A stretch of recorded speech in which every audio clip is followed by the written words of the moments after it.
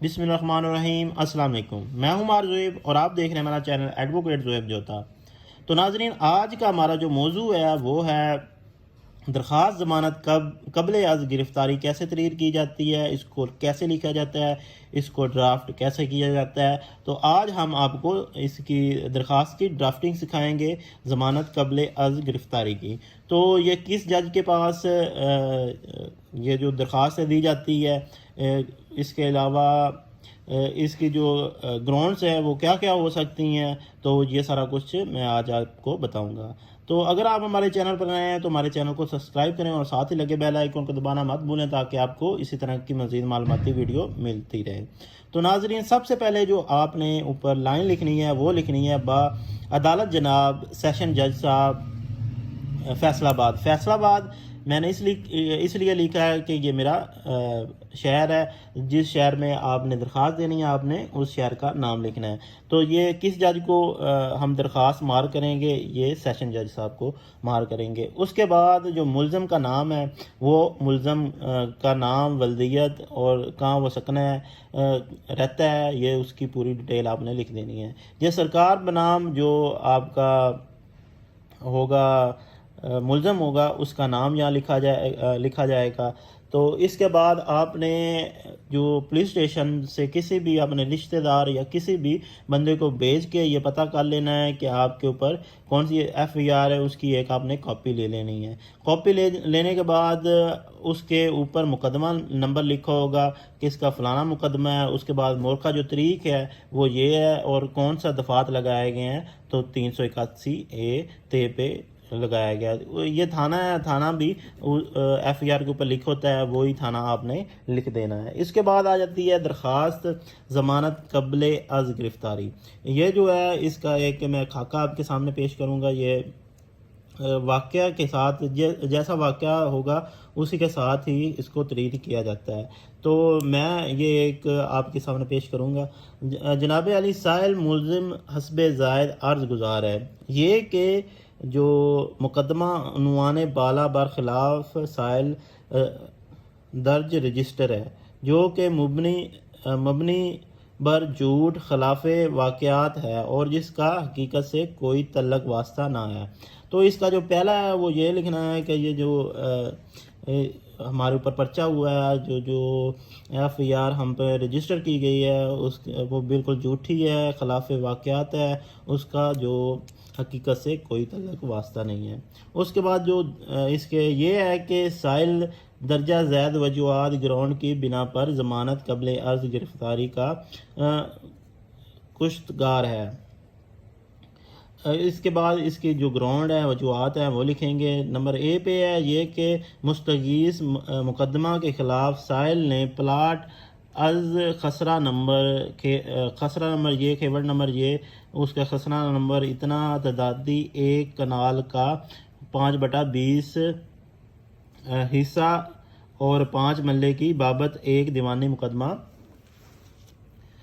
بعد عدالت جناب جس بھی عدالت میں چل رہا ہے اس کا نام آپ نے لکھ دینا ہے، دائر کر رکھا ہے، جو زیر سماعت عدالت ہے جس میں آئندہ تاریخ پیشی مورخہ 6/1/19 مقرر ہے۔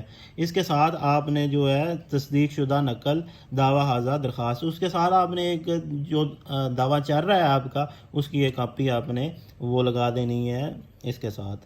اس کے بعد آ جائے گا ڈی، یہ کہ مقدمہ حاضہ سائل کو دباؤ میں لانے تنگ پریشان اور ہراساں کرنے کے غرض سے درج کروایا گیا اور تاعرض دیوانی مقدمہ مذکورہ بالا سے دستبردار ہو جائے۔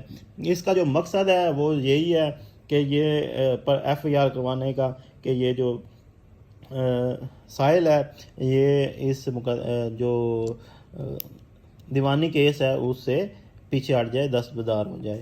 یہ کہ ایف آئی آر میں سائل کے خلاف لگائے گئے الزامات جھوٹے ہیں اور ساحل نے ایسا کوئی جرم نہ کیا ہے، بلکہ ساحل ذاتی رنجش کی بنا پر FIR مذکورہ بالا میں مولد کیا گیا ہے کہ اس کو ذاتی رنجش ہے، وہ اوپر جو رنجش بتا دی گئی ہے، یہ بھی آپ ایک پوائنٹ اس کا گراؤنڈ بنا سکتے ہیں، یہ بھی لکھ سکتے ہیں۔ اس کے بعد D آ گیا، یہ کہ ساحل کے خلاف کسی تھانے میں، یہ ایک پلس پوائنٹ ہوتا ہے کہ آپ کے اوپر پہلے کوئی درخواست نہ ہو، تو یہ بھی آپ لکھ دیں تو اس کا بھی ایک اچھا جو تاثر جاتا ہے جج صاحب کے اوپر کہ FIR درج رجسٹر نہ ہوئی ہے اور نہ ہی قبل از ساحل کسی عدالت سے سزا یافتہ ہے، یہ ایک پلس پوائنٹ ہوتا ہے، تو یہ لکھ دینا چاہیے۔ اس کے بعد E ہے، یہ کہ کہانی FIR مکمل طور پر جھوٹی، من گھڑت اور بے بنیاد، جس کی حقیقت سے کوئی تعلق واسطہ نہ ہے، یہ آپ نے لکھ دینا ہے کہ یہ کہانی بالکل ہی